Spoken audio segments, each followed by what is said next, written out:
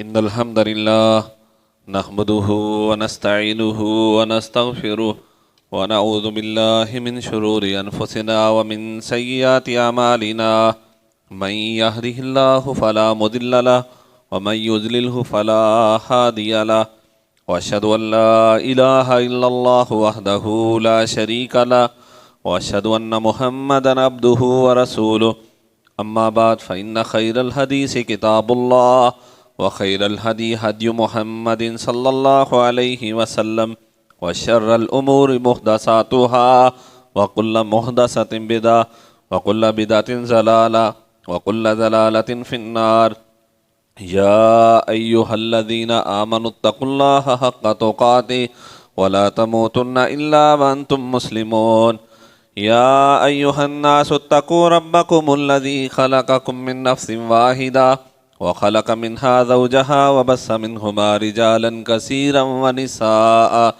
واتقوا الله الذي تساءلون به والأرحام إن الله كان عليكم رقيبا يا أيها الذين آمنوا اتقوا الله وقولوا قولا سديدا يصلح لكم أعمالكم ويغفر لكم ذنوبكم ومن يطع الله ورسوله فقد فاز فوزا عظيما أما بعد فقال الله تعالى في كلام المجيد والفرقان الحميد واعتصموا بحبل الله جميعا ولا تفرقوا واذكروا نعمة الله عليكم إذ كنتم أعداء فألف بين قلوبكم فأصبحتم بنعمته إخوانا وكنتم على شفا حفرة من النار فأنقذكم منها كذلك يبين الله لكم آياته لعلكم تهتدون۔ اور اللہ کی رسی کو مضبوطی سے تھام لو اور آپس میں الگ الگ نہ ہو اور اس نعمت کو یاد کرو جب تم دشمن تھے تو تم اللہ کی نعمت سے بھائی بھائی بن گئے، اور تم آگ کے گھڑے کے کنارے پر تھے تو اس نے تم کو بچا لیا۔ اسی طرح اللہ تعالیٰ اپنی آیتیں کھول کھول کر بیان کرتا ہے تاکہ تم سیدھے راستے پر آ جاؤ۔ آج 15 دسمبر ہے۔ آج سے 52 سال پہلے 16 دسمبر 1971 کو مسلمانوں کی 1450 سالہ تاریخ کا بدترین سانحہ ہوا تھا۔ سکوتے ڈھاکہ ہوا، ہمارے 90,000 لوگ، اس میں سے 37,000 فوجی تھے اور باقی سول لوگ تھے، ہمارے 90,000 لوگ دشمن کی قید میں چلے گئے۔ مسلمانوں کی 1400 سالہ تاریخ میں اس سے بڑا سانحہ اس قسم کا نہیں ہے۔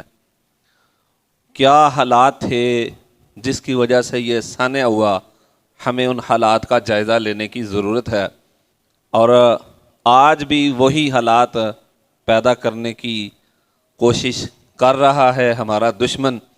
اور ہمارے ملک کے اندر کچھ لوگ وہ اللہ کار بنے ہوئے ہیں، وہ اپنی محبتوں میں یا اپنی عصبیتوں میں وہ ملک کا اسی طرح نقصان کر رہے ہیں جس طرح پہلے ملک کا نقصان ہو چکا ہے۔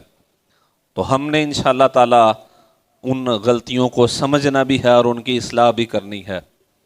بات ہم نے بنیاد سے سمجھنی ہے۔ ہمارے لیے معیار محمد رسول اللہ صلی اللہ علیہ وسلم ہے۔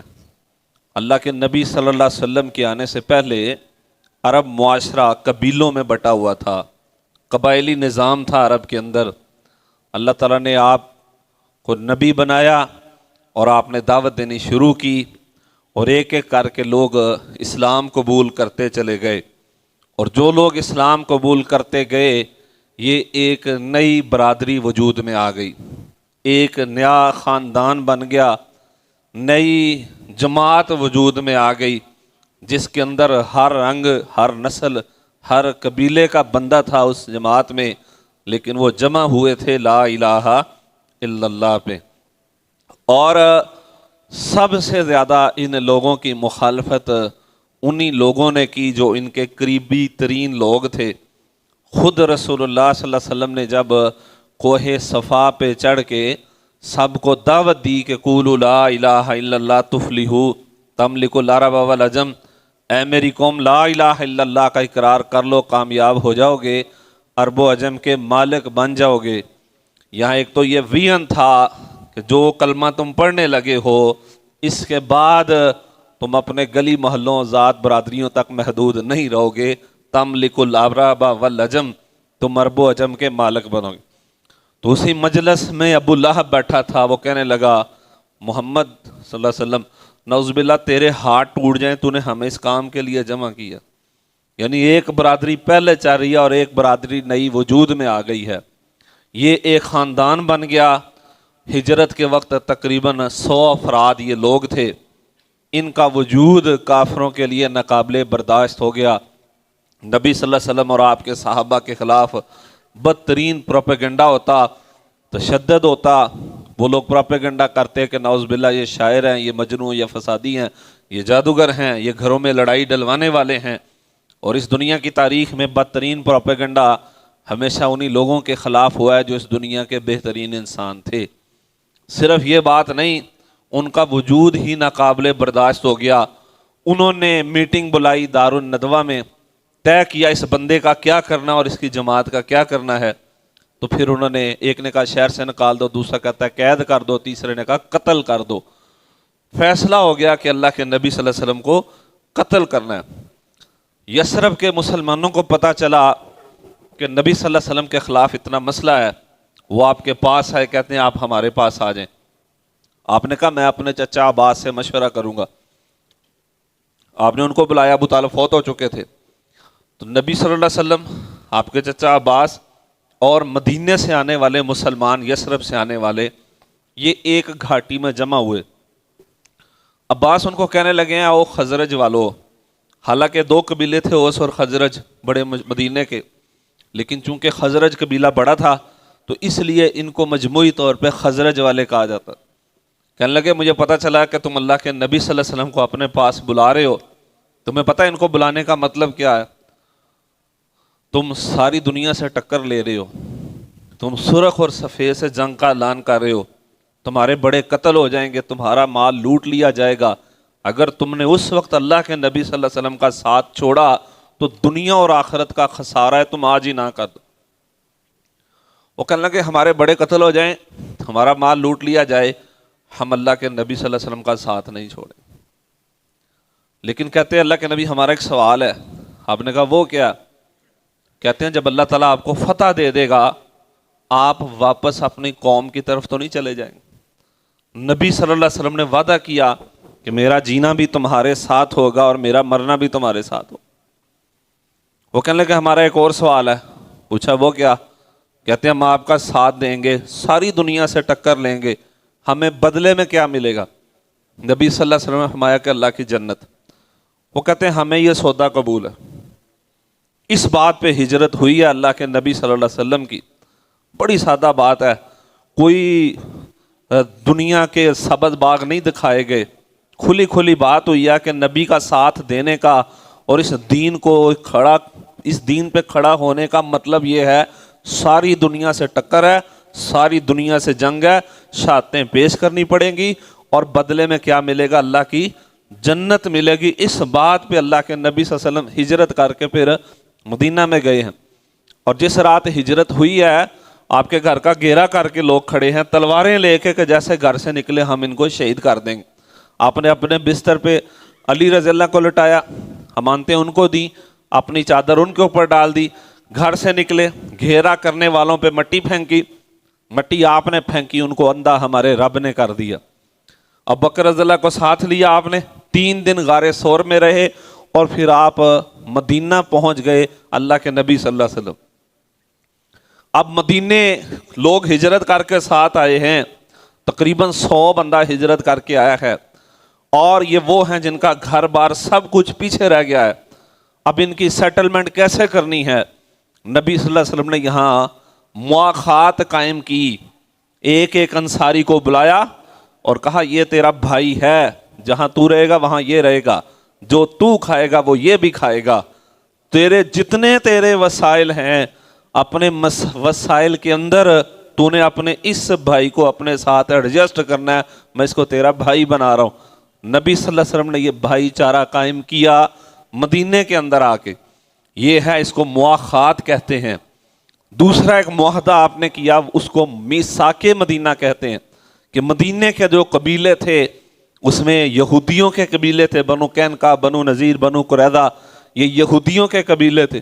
اسی طرح اوس اور خزرج کے جو لوگ مسلمان نہیں ہوئے تھے، ان سب کے ساتھ معاہدہ ہوا کہ جناب مل کے مدینے کا دفاع ہوگا، باہر سے اگر کوئی حملہ کرے گا سب مل کے دفاع کریں گے، اور مدینے کے اندر ہر بندے کی جان مال اور عزت محفوظ ہے، یہاں کسی کی جان اور مال اور عزت پہ کوئی دوسرا حملہ آور نہیں ہوگا۔ یہ تھا میثاق مدینہ جو نبی صلی اللہ علیہ وسلم نے قائم کیا۔ اور مسلمانوں کے آنے کے ساتھ مدینے کے اندر بھی ایک نئی برادری وجود میں آ گئی، اور وہ برادری تھی لا الہ الا اللہ کی برادری تھی۔ تقریباً 2 سال بعد ہی غزوہ بدر ہو جاتا ہے۔ ایک صرف بات بتاتا ہوں، غزوہ بدر ہوا اور جناب 70 کافر قتل ہو گئے، 70 کو مسلمانوں نے قیدی بنا لیا غزوہ بدر کے اندر۔ اور جناب جو قیدی بنایا نا، اسی میں سے ایک بندہ ہے جس کا نام سعد بن عمیر ہے۔ تو مصعب بن عمیر جو مسلمان ہو چکے تھے اور یہ مہاجر تھے، اور نبی صلی اللہ علیہ وسلم سے پہلے انہوں نے ہجرت کی تھی، نبی صلی اللہ علیہ وسلم نے ان کو مکے سے مدینے بھیجا تھا مدینے والوں کی تربیت کے لیے۔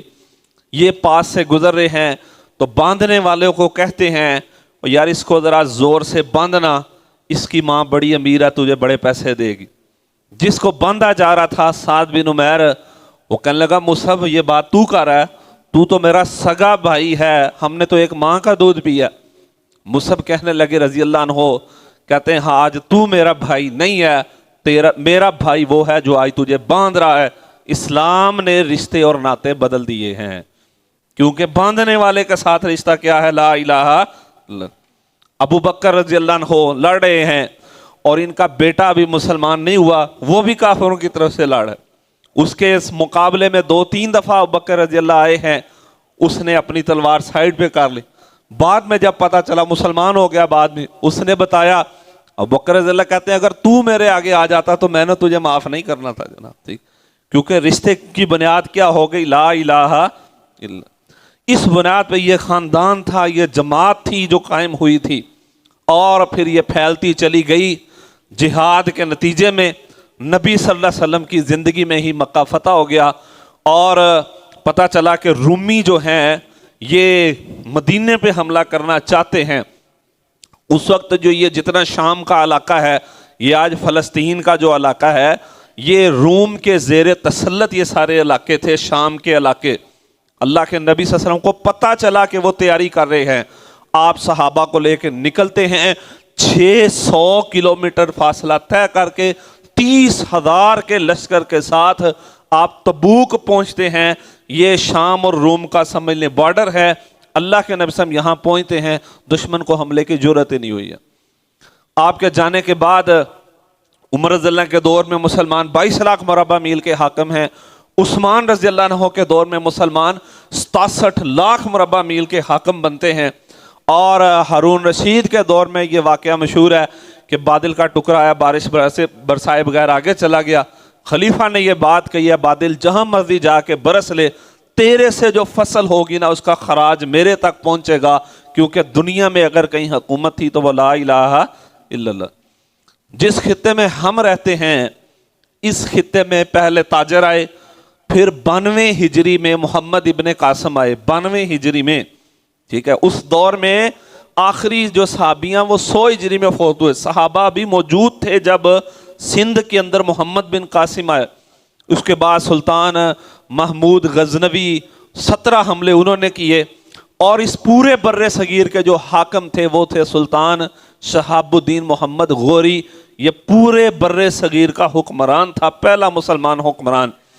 ان کو کسی وجہ سے واپس جانا پڑا، سارے ہندو راجے مہاراجے جمع تھے، ان کو یہ تھا کہ سلطان ہمارے میں سے کسی کو ہمارا حاکم بنا دے گا۔ سلطان نے کہا سب کو جمع کر کے کہ آج کے بعد میرا یہ غلام یہ تمہارا حکمران ہوگا۔ اس غلام کا نام تھا قطب الدین ایبک انارکلی میں جائیں تو انارکلی میں قطب الدین ایبک کی قبر ہے، اور یہ پورے بر صغیر کا، جس میں پاکستان ہے، سارا انڈیا ہے، سری لنکا، بھوٹان، مالدیپ، بنگلہ دیش، یہ جتنا علاقہ ہے یہ اس سارے علاقے کا حکمران تھا جو آج انارکلی میں آج مدفون ہے، یہ پورے علاقے کا حکمران تھا۔ اور یہاں کم و بیش 1000 سال تک مسلمانوں کی حکومت رہی ہے، 900 سال تک مسلمانوں کی حکومت رہی ہے۔ پھر انگریز آ گیا اور سازشیں ہوئیں ایسٹ انڈیا کمپنی کے نام پہ، اور انگریز کی حکومت نہ صرف بر صغیر میں بلکہ کہتے ہیں کہ جی ملکہ وکٹوریہ کے دور میں سورج سلطنت برطانیہ میں سورج غروب نہیں ہوتا تھا۔ اس کا کیا مطلب ہے یہ بھی سنا تو آپ نے ہوگا، اس کا مطلب کیا؟ یہ آسٹریلیا دنیا کے مشرق میں ہے، آسٹریلیا سے لے کے یورپ تک یہ تقریباً 12 گھنٹے سورج کا سفر بنتا ہے۔ آسٹریلیا سے یورپ تک ملکہ برطانیہ کی حکومت ہوتی تھی، اس لیے کہتے ہیں کہ یہاں پہ سورج غروب نہیں ہوتا تھا۔ پھر پہلی جنگ عظیم ہو گئی، دوسری جنگ عظیم ہو گئی، اور جناب دوسری جنگ عظیم میں 6 کروڑ بندہ قتل ہو گیا۔ ادھر اللہ تعالیٰ نے مسلمانوں کو موقع دیا، قائد اعظم کی قیادت میں مسلمان بیدار ہو گئے۔ اس سے پہلے کانگریس موجود تھی اور وہ یہ کہتے تھے کہ جناب ہندوستان ایک اکائی ہے، انگریز چلا جائے گا، یہاں مشترکہ حکومت ہونی چاہیے۔ اللہ تعالیٰ نے توفیق دی مسلم لیگ کو، مسلم لیگ جو 1906 میں ڈھاکہ میں قائم ہوئی تھی۔ بنگلہ دیش کا جو علاقہ ہے بنگال کا، ڈھاکہ کے اندر مسلم لیگ نامی جماعت بنی، بعد میں قائد اعظم اس کے سربراہ بنے، اور علامہ اقبال نے 2 قومی نظریہ پیش کیا کہ مسلمانوں کا ملک الگ ہونا چاہیے۔ اور ہمارے ہی لاہور میں 1940 میں یہ قرارداد پاکستان منظور ہوئی کہ جن علاقوں میں مسلمانوں کی تعداد زیادہ ہے ان کو ملا کے ایک الگ ملک بنایا جائے، اور اس کا نام پھر پاکستان تجویز ہوا کہ اس کا نام پاکستان رکھا جائے۔ اور جو تحریک کی بنیاد نعرہ بنا تھا وہ نعرہ کیا تھا کہ پاکستان کا مطلب کیا؟ لا الہ الا، کوئی صوبائی نعرہ نہیں تھا، کوئی لسانی نعرہ نہیں تھا، کوئی جغرافیائی نعرہ نہیں تھا۔ سندھی بولنے والے، پنجابی بولنے والے، اور ہندکو اور بلوچی اور پشتو، کشمیری اور گجراتی، مراٹھی، بنگالی، یہ کوئی 100 زبانیں ہیں جو ہمارے خطے میں چلتی ہیں۔ پاکستان کے اندر 50 سے زیادہ زبانیں ہمارے ملک میں بولی جاتی ہیں، اور مختلف برادریوں کے لوگ تھے۔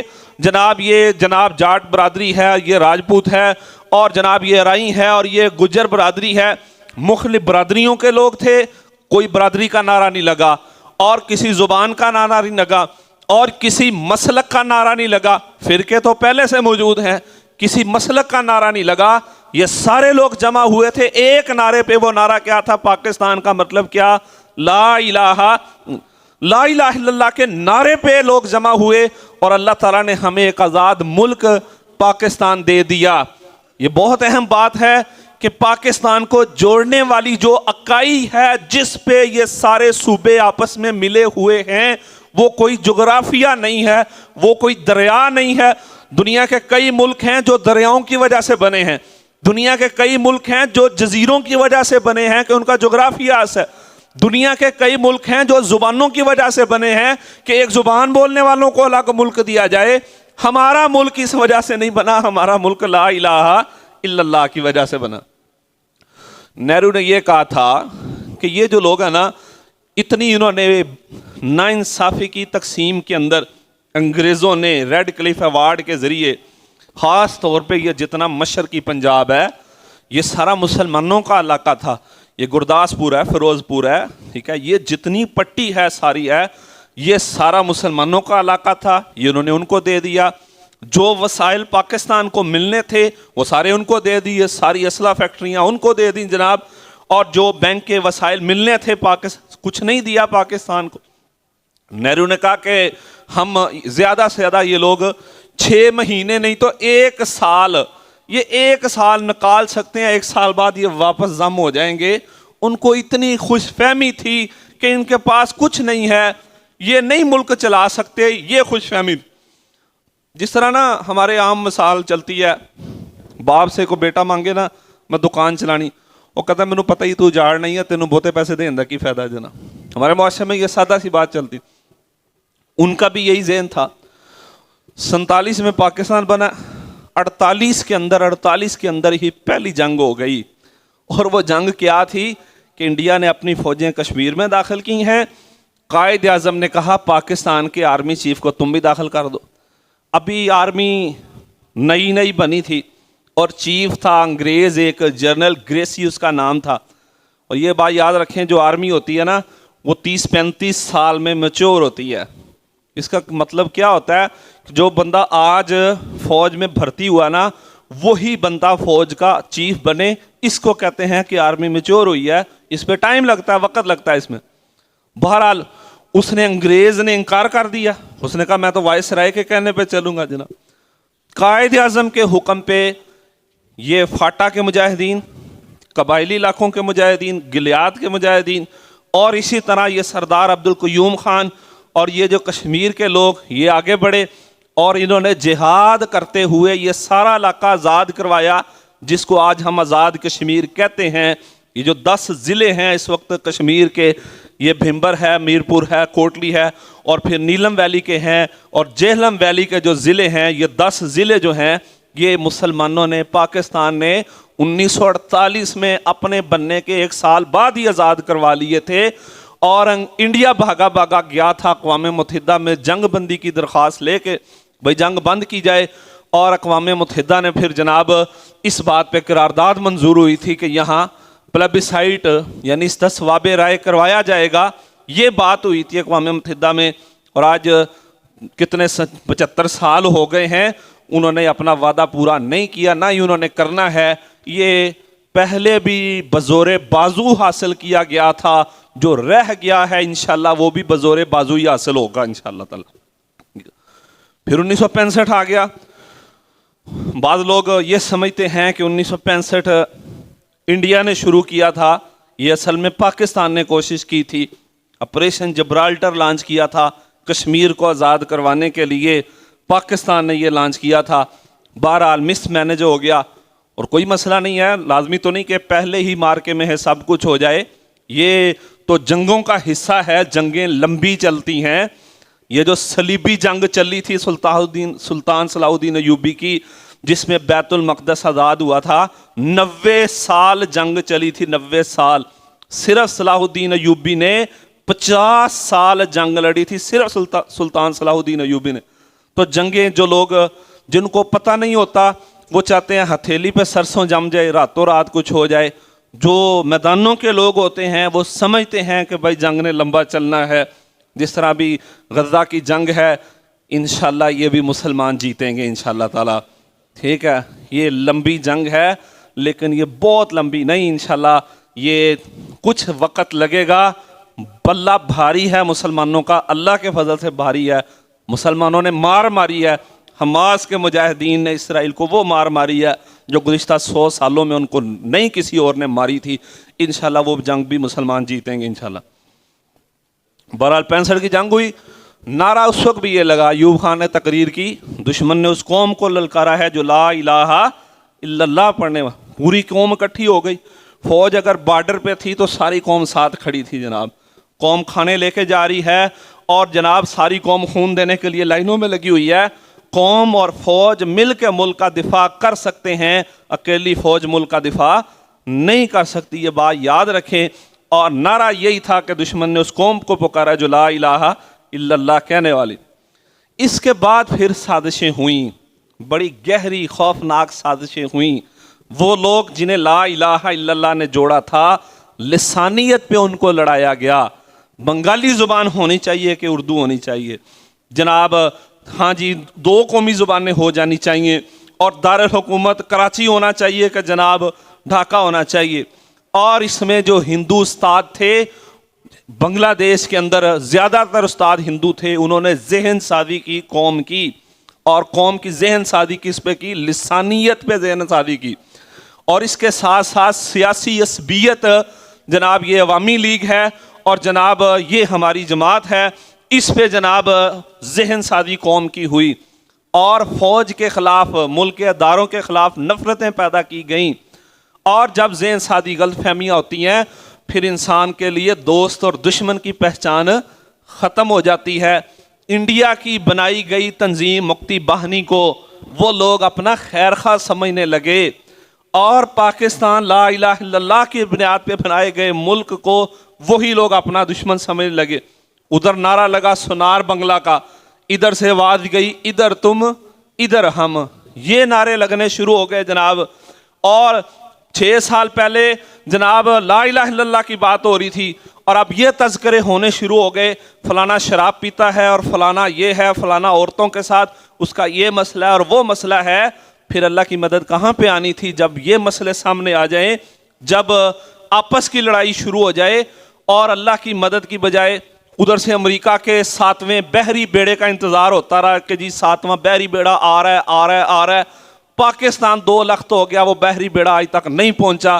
امریکہ جس کے ساتھ کھڑا ہوا ہے اس نے کبھی اس کی مدد نہیں کی ہے، یہ دھوکہ تھا اور اس دھوکے میں جناب یہ لوگ تو ادھر صرف یہ کام نہیں تھا، انڈیا نے پھر باقاعدہ جنگ چھیڑی ہے ہمارے یہ سارے بارڈر پہ اور اسی طرح بنگلہ دیش میں یعنی مشرقی پاکستان میں انہوں نے اپنی فوجیں داخل کی ہیں اور فوجیں داخل کر کے لڑائی کی ہے اور لڑائی کے نتیجے میں جناب ہزاروں شہادتیں بھی ہوئی ہیں۔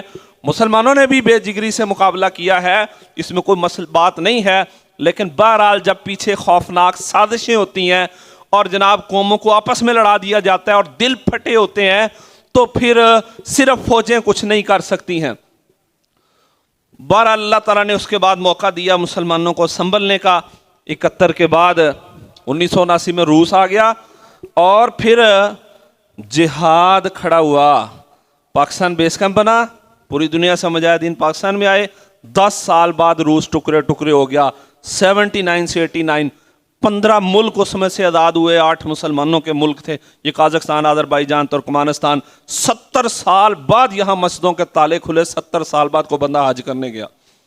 پھر 9/11 ہوتا ہے، امریکہ آتا ہے اور جناب ہم پاکستان کو توڑا بورا بنا دیں گے، پتھر کے دور میں پہنچا دیں گے۔ یاد ہے یہ باتیں ہوئی تھیں جناب۔ 20 سال جنگ ہوئی ہے 2001 سے 2021 تک، اور آج سے 2 سال پہلے 15 اگست 2021 کو امریکہ یہاں سے شکست کھا کے گیا ہے، میدان میں مار کھا کے گیا ہے۔ یاد ہوگا راتوں رات لائٹیں بند کر کے وہ لوگ کابل ایئرپورٹ سے بھاگے ہیں، قندھار ایئرپورٹ سے۔ آپ نے یہ منظر دیکھے ہیں کہ نہیں دیکھے؟ اب بھی ملک میں سازش ہو رہی ہے۔ پاکستان میں اس وقت اتنی نفرت پھیلا دی گئی ہے، ہمارا ملک تقسیم ہے اس وقت، مذہب بہت چھوٹی چیز رہ گئی ہے، سیاست کے نام پہ تقسیم ہے، قوم اور اداروں کے درمیان نفرتوں کے پہاڑ کھڑے ہیں۔ ہم نے ان پہاڑوں کو ختم کرنا ہے انشاءاللہ۔ ہم نے سب کو لا الہ الا اللہ پہ جمع کرنا ہے، مفادات نہیں، قربانی پہ جمع کرنا ہے، ملک کو بچانا ہے انشاءاللہ تعالی، اور یہ ملک بچے گا انشاءاللہ۔ پریشانی والی بات نہیں ہے، سنجیدہ ہو کے کوشش کرنے، کردار کرنے، ادا کرنے کی ضرورت ہے۔ ہم سب کو کہتے ہیں بڑی سنجیدگی کے ساتھ، یہ نفرتیں پھیلانے کا وقت نہیں ہے۔ ملک کے اندر حکومتیں آتی جاتی رہتی ہیں، یہ پاکستان کا کلچر ہے، کوئی ایسا مسئلہ نہیں ہے، لیکن اتنی ملک کے اندر ہی نفرت پھیلا دی جائے، آپس میں ہی لڑ دی جائے، ایسے موقعوں کا دشمن فائدہ اٹھاتا ہے۔ ٹھیک ہے، ابھی انڈیا میں الیکشن ہونے والے ہیں، ان کی ضرورت ہے الیکشن سے پہلے پاکستان سے کوئی پنگا لیں جناب، ان کی ضرورت ہے، حساس وقت ہے، ہم نے سنجیدگی کے ساتھ قوم کے ذہن بدلنے ہیں انشاءاللہ تعالی۔ ٹھیک ہے، اور یہ بات یاد رکھیں، یہ لوگ لسانیت، صوبائیت، یہ کسی پاکستان کو جوڑنے والی جو ایلفی ہے نا، وہ لا الہ الا اللہ۔ ٹھیک، آج آپ پاکستان میں اس کو اللہ تعالیٰ معاف کرے، پاکستان میں سب کو آزادی دے دیں، کیا کریں؟ سندھی کہیں گے ہم نے الگ ہونا ہے، بلوچی کہیں گے ہم نے الگ ہونا ہے، سارے یہ بات کریں گے پاکستان، تو بھائی ان کو جوڑنے والی چیز وہ کیا ہے؟ لا الہ۔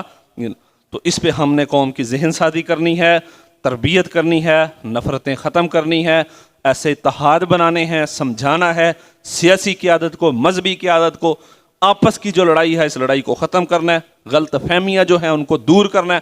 غلطی ہر ایک میں ہوتی ہے، ہمارے ملک میں کتنے افسوس کی بات ہے، 2 سال سے باتیں چل رہی ہیں اس تو چنگا سیاسی بنگلہ دیش والے ٹھیک تھے، اور جناب وہ مجیب الرحمان ٹھیک تھا۔ دیکھنا یہ دشمن کی کتنی پلاننگ ہے کہ جناب لوگوں کے ذہن سے دوست اور دشمن کی پہچان ہی ختم ہو جائے۔ تو بھائی یہ ہم نے انشاءاللہ قوم کو یہ بات سمجھانی ہے، یہ ملک جو اللہ تعالیٰ نے ہمیں اس ملک کی حفاظت کرنے کی توفیق عطا فرمائے۔ اقول قولی ھذا استغفر اللہ علی